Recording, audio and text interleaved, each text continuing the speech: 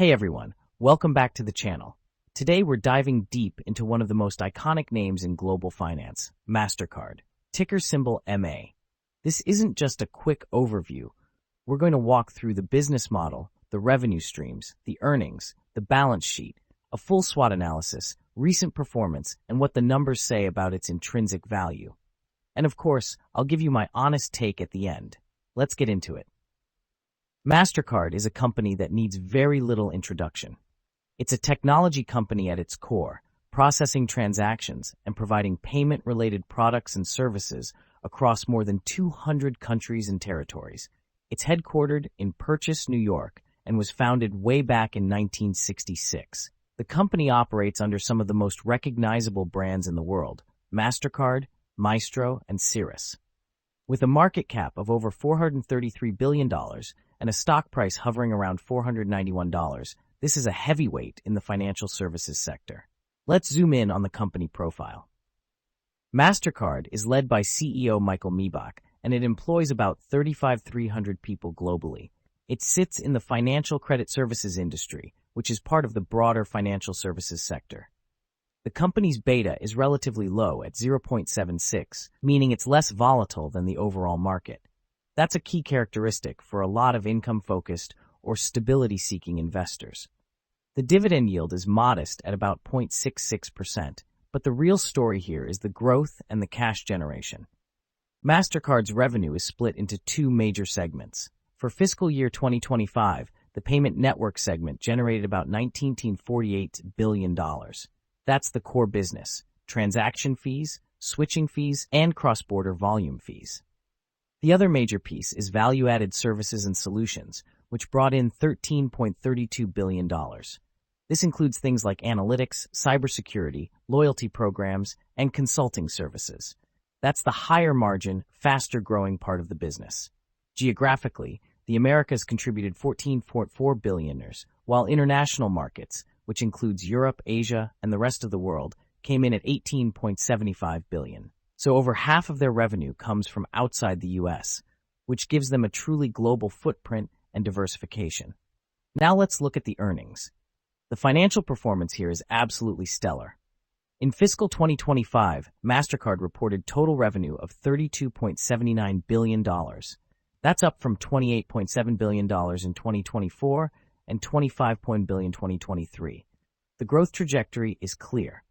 Gross profit margin is incredibly high at nearly 83%, and net profit margin is around 45.9%. That's elite-level profitability. Net income for 2025 came in at $14.97 billion, translating to diluted earnings per share of $16.52. Compare that to $13.89 in 2024 and $11.83 in 2023. The company has been consistently growing earnings at a double-digit clip. Operating income hit $19.4 billion, and EBITDA was just over $20.2 billion. This is a cash-printing machine. Let's open the hood on the balance sheet and cash flows. Mastercard ended fiscal 2025 with $10.57 billion cash and cash equivalents. Total assets stood at $54.6 billion. On the liability side, total liabilities were $46.41 billion. But importantly, total stockholders' equity was $7.74 billion. That's a relatively thin equity base, which is typical for a highly profitable, asset-light financial services company. The debt-to-equity ratio is 2.82, which is higher than what you'd see in a traditional industrial company, but that's normal here, given the massive share buybacks and the nature of the business. The real story is in the cash flow statement. Operating cash flow for 2025 was $17.65 billion. After capital expenditures of just $489 million, free cash flow came in at $17.16 billion. That's an incredible free cash flow yield. The company also paid $2.76 billion in dividends and spent billions more on share repurchases, which is why the diluted share count has been steadily declining, from over 1 billion shares in 2020 to about 898 million in 2025. That's a powerful tailwind for EPS growth. Now let's break down Mastercard's competitive position using a SWOT analysis. Starting with strengths. The financial performance is robust. The company has a massive entrenched network effect. The more merchants and cardholders that use the network, the more valuable it becomes. They have incredibly high gross margins, strong free cash flow, and a brand that is trusted globally. They also have a very strong management team that has been executing well on growth initiatives. Weaknesses. One key weakness is their reliance on transaction volumes. If the global economy slows down, consumer spending drops, and that directly impacts revenue. Also, they face intense competition from Visa, American Express, and increasingly from fintechs and digital payment platforms like PayPal, Stripe, and even central bank digital currencies. The debt-to-equity ratio is also on the higher side, though manageable. Opportunities. This is where it gets exciting. Mastercard is aggressively expanding into value-added services, things like cybersecurity, fraud detection, data analytics, and open banking. That's a huge growth market. They recently obtained a BIT license from the New York State Department of Financial Services, which positions them to play a bigger role in stablecoins and blockchain-based payments. They're also piloting instant cross-border payments in Europe using the TIPS platform. The move toward real-time payments globally is a massive opportunity. Threats. The biggest threats include regulatory pressure, especially around interchange fees and data privacy. There's also the ongoing risk of cyber attacks, and while they are a technology company, they face disruption from decentralized finance and new payment rails that could bypass traditional networks. Let's look at recent performance.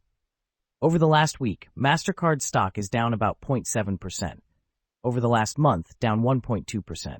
Over 3 months, down 6.4%. Over 6 months, down about 10%. And over the past year, it's down more than 16%. That's a significant pullback from its all-time high of around $602 reached in August 2025. But zooming out to 5 years, the stock is still up nearly 35%. So we're looking at a correction within a long-term uptrend. The industry itself has seen some pressure, with the financial credit services industry down about 1.4% over the past week. Now let's get into the valuation. This is where things get nuanced. Mastercard is a financial services company, so the standard DCF model isn't the best fit here. Instead, the most appropriate valuation model is the price-to-book PB ratio, with a supporting model being forward PE. The model confidence is high, but there are some important caveats. The AI-driven valuation system flagged a sanity check issue.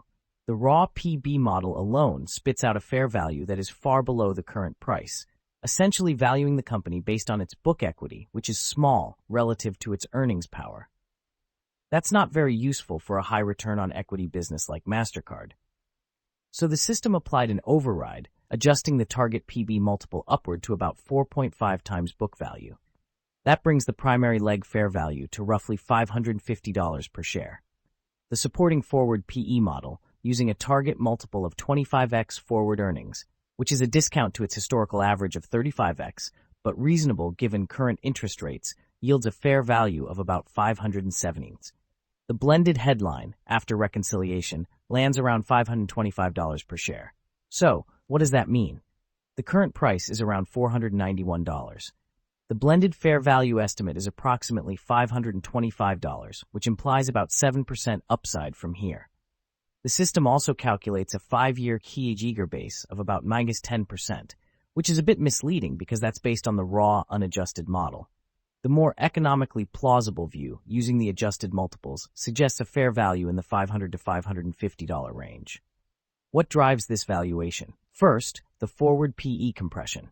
Mastercard's forward PE has fallen from the mid-30s to around 21.5x. That's a massive derating. The model assumes some mean reversion toward 25x, which is still conservative. Second, share buybacks. The company is reducing its share count by about 3% annually, which is a direct boost to per-share value. Third, revenue growth in value-added services. That segment is growing faster than the core payment network and carries higher margins, which should support multiple expansion over time. All right, here's my take. Mastercard is one of the highest quality businesses in the world. The network effect, the margins, the free cash flow, the global scale, it's a fortress. The stock has pulled back about 18% from its all-time high, and that creates an interesting opportunity. The valuation on an adjusted basis looks reasonable, not cheap, but reasonable. The key upside is the continued shift toward digital payments and the expansion into value-added services. The key risk is that the multiple compression continues if interest rates stay higher for longer, or if growth slows more than expected. For a long-term investor, if you can buy around $490 with a fair value in the $500 to $550 range, the risk-reward is tilted in your favor, especially with the buyback tailwind. If you had $10,000 to invest 5 years ago, it would be worth about $13,500 today, and the model suggests a similar trajectory going forward, albeit at a slower pace. But what do you think about Mastercard? Is this a buying opportunity after the pullback, or are there better places to put your money? Leave your take in the comments below. Thanks for watching. MarketSnap brings everything long-term investors use daily into one clean, fast platform. Explore stock financials, SWOT analysis, valuation ratios, 5-year analyst estimates, and our intrinsic value calculator, built with real fundamentals, not hype. All in a layout that's simple to read and ridiculously fast to navigate. And when you want to talk investing, join Nexus, our community where investors share valuations, posts, and stock discussions, all connected directly to the data.